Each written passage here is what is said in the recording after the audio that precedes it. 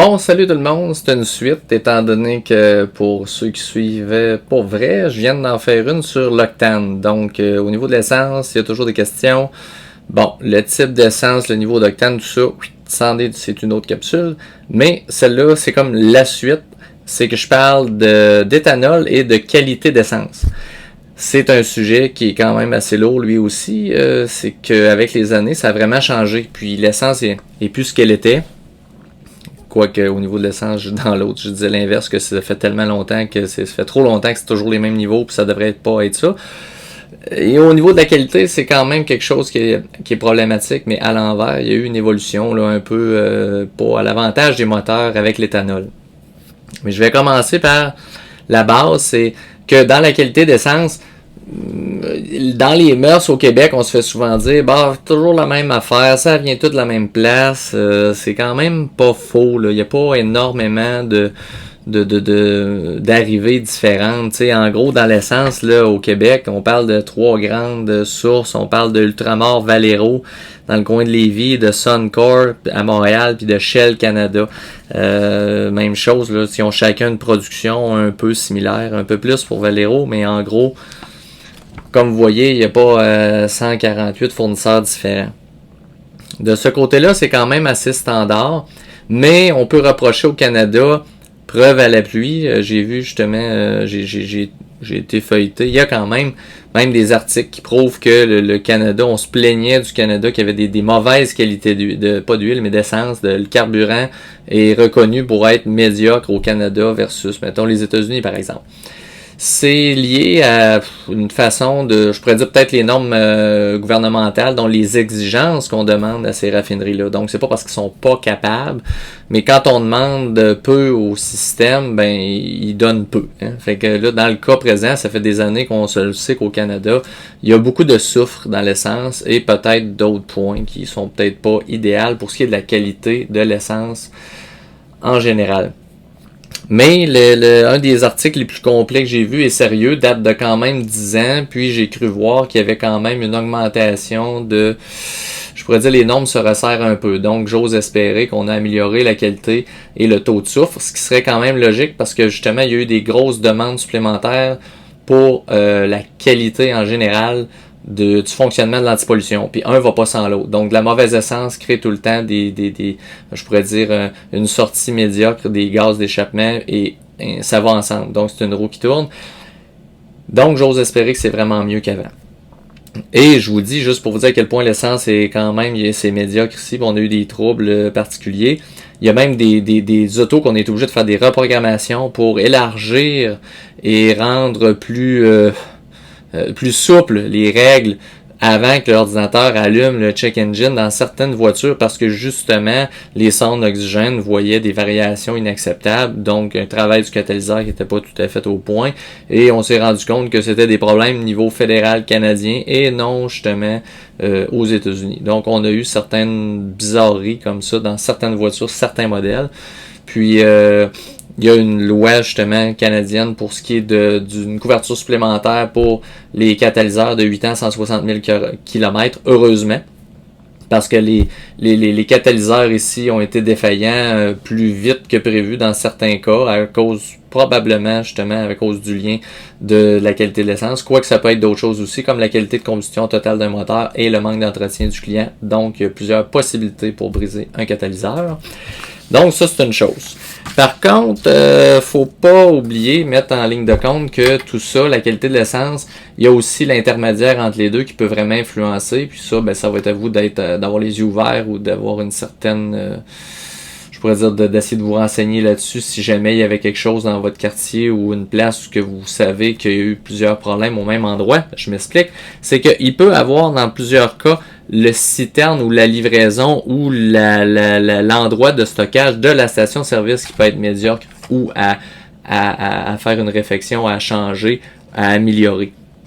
Dans ces cas-là, ça peut vraiment créer des problèmes pour vous, de l'humidité, des mauvaises essences, dans le pire, je vous le souhaite pas, mais de la fraude, c'est-à-dire une essence de 91, un réservoir de super qui a été juste rempli à l'ordinaire, ce qui serait dramatique, mais j'imagine que on va considérer ça comme impossible, mais tout est possible dans la vie. Donc, ça fait partie des choses qui peuvent nuire à la qualité de l'essence en général que vous attendez d'avoir dans l'auto. Donc, bien entendu, ça rendu là, la source, comme je vous dis, peut-être un peu pas au point, mais en même temps, les intermédiaires peuvent nuire. Et j'en viens, suite à ça, à le clou de ce qui peut vous causer problème, l'éthanol. Parce que l'éthanol, c'est vraiment quelque chose qui a été ajouté avec les dernières années. C'est pas quelque chose qui est là depuis 40 ans, c'est quelque chose qui a été ajouté peu à peu. Ça a commencé, de toute façon, je vais commencer par la base, là. L'éthanol, c'est un alcool qui est créé à base d'agriculture. Exemple, on fait de l'agriculture de maïs ou de betterave, ou si on est dans le sud comme au Brésil, de canne à sucre. On prend ça, on transforme ça pour faire de l'éthanol. L'éthanol étant un apport renouvelable, donc c'est ça l'essai, la raison pour laquelle on est rendu là aujourd'hui, c'est qu'on tente d'avoir des sources différentes pour remplacer le combustible fossile, ce qui est louable. Malheureusement, sur papier, c'est à peu près, on n'a pas un énorme gain, c'est considéré comme à peu près comme l'essence traditionnelle. Il n'y a pas un gros gain environnemental. Mais je comprends qu'il faut passer à l'étape d'essayer de trouver des alternatives. Ce qui est plate, c'est que ça crée un stress, ou en tout cas, il y a peut-être certaines terres qui auraient pu être utilisées pour la bouffe, alors qu'on sait que la faim dans le monde est loin d'être réglée. Mais j'ai bon espoir parce qu'il commence à avoir des sources d'éthanol faites à partir de d'autres choses, comme les résidus forestiers, comme les déchets des centrales comme ça, qui pourraient faire un produit beaucoup plus écologique. Donc j'imagine qu'on est sur la bonne voie. Par contre, pour l'auto, c'est différent. C'est que l'auto, elle s'en fout de la bonne voie au niveau du côté écologique. C'est qu'elle veut un produit qui fit avec elle, qui est parfait pour elle. C'est pas tout à fait le cas. Malheureusement, malgré ça, depuis 2010, il y a vraiment une règle gouvernementale qui fait en sorte qu'on exige aux raffineurs, à ceux qui nous vendent l'essence, d'avoir minimum 5% de l'entièreté de tous les produits, de tout ce qu'ils vendent en litrage, en éthanol. Donc, ça en fait quand même pas mal. Il faut le passer là-dedans quelque part. Donc, vous comprendrez. Je pense, dans mes feuilles, je l'ai quelque part. La dernière fois, je l'ai vu en 2018. Ça fait à peu près 1850 milliards de litres d'éthanol qui a été vendu au Canada. Fait qu'il y en a quand même pas mal. Mais c'est simple, ça équivaut peut-être à 5% de tout ce qui est vendu comme litre global. Donc, c'est pour ça qu'on arrive à ce montant-là. L'éthanol, la raison, il y a plusieurs affaires qui fait que ça me dérange. Je vous explique. De un, l'éthanol, ça a vraiment pas la même capacité calorifique que l'essence. En BTU, on parle de vraiment une énorme différence. Il y en a un qui pourrait avoir l'équivalent c'est à peu près 50-40% d'écart au niveau du côté calorifique de l'éthanol. Donc c'est pas quelque chose de super. On ne va pas aller rechercher la même concentration d'énergie que l'essence. Ça fait en sorte que dans votre voiture, ça change. Là, j'y vois le terme savant, le mélange, le rapport stoichiométrique dans votre essence, dans votre moteur, c'est pas le même. C'est pour ça qu'ils vont prudemment, puis qu'ils mettent 5-10% maximum, parce que en haut de ça, le taux le digère vraiment pas, puis il va accentuer, il va avoir plein de symptômes finalement. Donc, la raison pour laquelle on fait attention, c'est un peu à cause de ça, mais on vous en passe en douce parce qu'on veut l'intégrer, ce système-là, avec l'éthanol. Mais pour l'instant, tout ça pour vous dire que c'est acceptable, mais c'est pas nécessairement bon. Ça m'amène à vous parler tantôt du flex fuel, mais là, pas tout de suite. Puis l'éthanol, le mélange, je vais vous en parler tout de suite.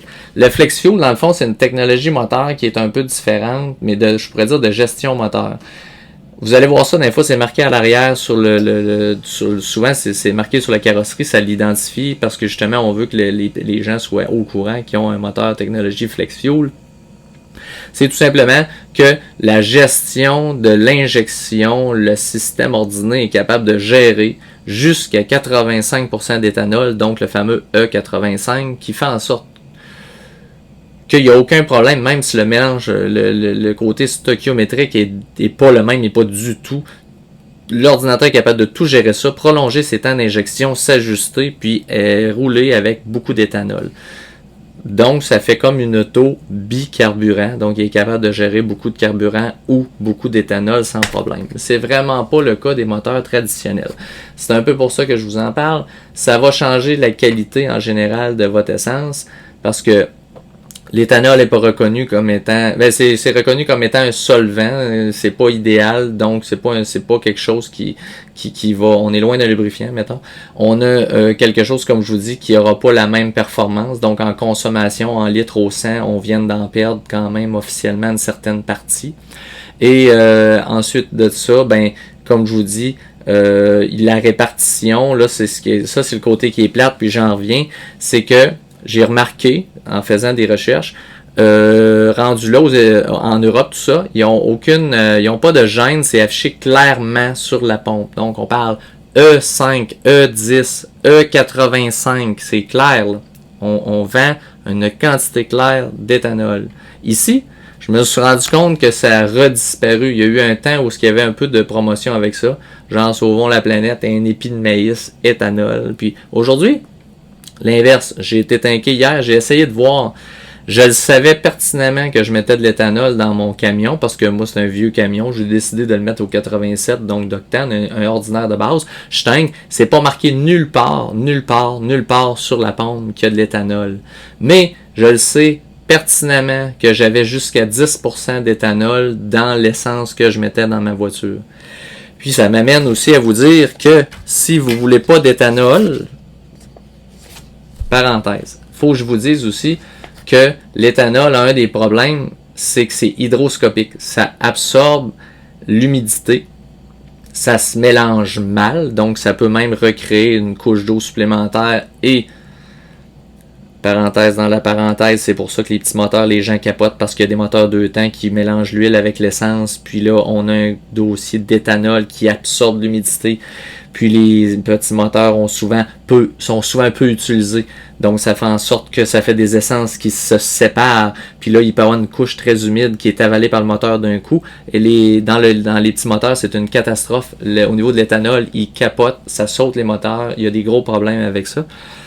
Puis, c'est même d'ailleurs ces sites-là qui sont les plus complets et qui expliquent les dangers de l'éthanol. Puis, tout ça pour vous dire que l'éthanol, ça a un côté hydroscopique, c'est pas idéal et ça va même nuire davantage aux gens qui roulent très très très peu parce que justement vous n'avez pas assez de roulement, ça peut nuire finalement d'avoir cet éthanol là.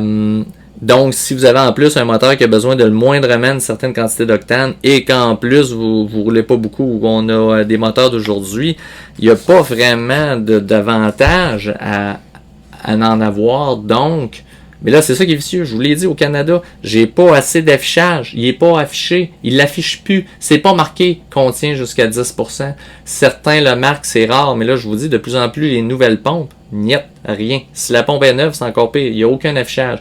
C'est 87, 89, 91, salut, bonsoir. Ils te disent pas la composante. C'est comme si on vous donnait pas la liste d'ingrédients sur ce que vous achetiez à l'épicerie.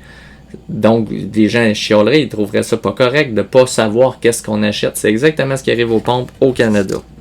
Donc, il est tenu secret. Et, heureusement, pour ceux qui font des recherches, comme je vous l'ai dit, même les sites de petits moteurs sont plus complets là-dessus, c'est qu'on se rend compte que on peut faire des recherches puis découvrir qu'il y a des essences sans éthanol. Curieusement, c'est normal, ça a une plus grande valeur, puis ça a une plus grande capacité calorifique, comme je vous disais. Ce sont seulement des essences super de certaines marques qui sont sans éthanol. Exemple, la V-Power de Shell, il y a dans le super chez Sonic, du super chez Costco à reconfirmer, et du super dans le, bougez pas, dans Couche-Tard certaines stations, donc avec Irving, et il faut, comme je vous dis, il va quasiment falloir que vous fassiez un suivi d'une façon personnelle parce que ma capsule, si vous la regardez dans 6 mois, 1 an, ça peut rechanger. Parce que j'en ai même là-dedans qui en avait du sans éthanol dans le super et que par le site, on a découvert que ça avait rechangé.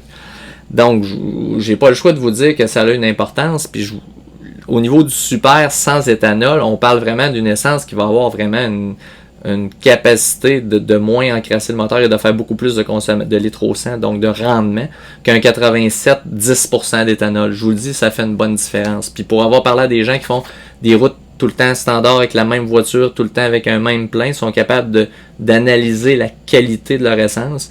Puis je vous dis, il y a vraiment un rendement réel là-dessus.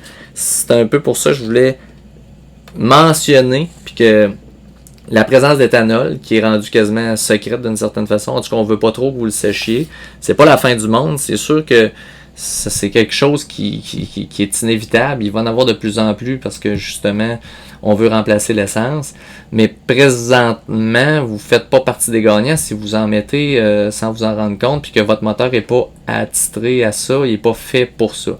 Donc en gros ce que ça veut dire, c'est que je ne suis pas à l'aise à ce que vous ayez de l'éthanol dans votre voiture en quantité de 10% si vous avez une voiture qui n'est pas flex fuel et si vous avez une voiture surtout qui a le moindrement des qualités de performance ou des technologies récentes comme de la turbocompression ou de l'injection directe, ces choses-là. Et je ne suis encore moins à l'aise si vous mettez cette essence-là dans des petits moteurs peu utilisés à la maison.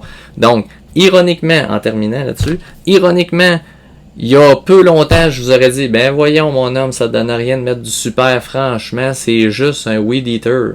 Ben tabarouette, finalement, j'ai changé mon fusil d'épaule parce que si je veux que mon weed eater saute pas, faut que j'évite l'éthanol. Ben tabarouette, je suis pogné avec du super. Puis pas de n'importe quelle marque à part de ça. Fait que vous voyez-vous où est-ce qu'on s'en va avec ça? Faut être prudent. Il y a certaines petites exceptions ou des choses qu'on n'avait pas pensé. Et c'est le cas de l'éthanol. Donc, je vous suggère de vérifier. Vous pouvez m'en reparler. Si jamais vous avez des questions. Mais idéalement, pour la plupart des moteurs d'aujourd'hui, pour la longévité du moteur, pour la qualité de la combustion et de l'encrassement, sans éthanol est une solution pour l'instant. Bye!